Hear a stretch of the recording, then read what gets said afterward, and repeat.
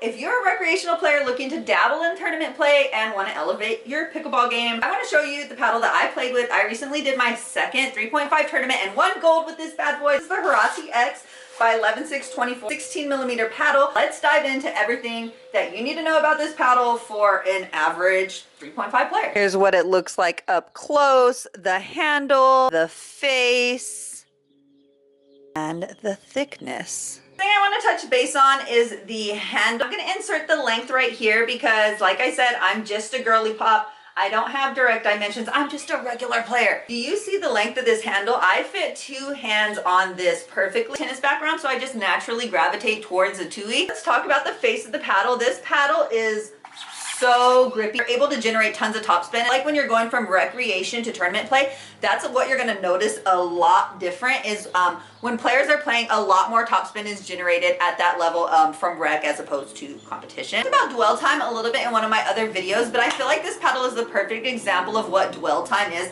I feel like this paddle has great dwell time. The ball hits this paddle and you're able to shape the ball any way you want, as opposed to other power paddles that you might look up. It's feel like a trampoline, right? It feels like the ball's bouncing off your paddle. But this paddle, it feels like you're grabbing the ball and you're able to place the ball where you want it. And then lastly, I want to talk about the sweet spot on this paddle. What I really love about this paddle is that its sweet spot is big and the paddle is balanced. You're not losing anything with the power paddle. My husband has a Yola and I use it, and every time I use it, the ball is flying across the court if I mishit it even slightly. Tape to mine right down here to just give it even a little bit more balance, and then the edge guard around gives it a little more weight, and it widens this sweet spot. And I feel like, again, going from someone recreational to going more competitive, that's what you want, right? You want to widen your sweet spot so that way you have the best shots to your ability. You still want to generate power,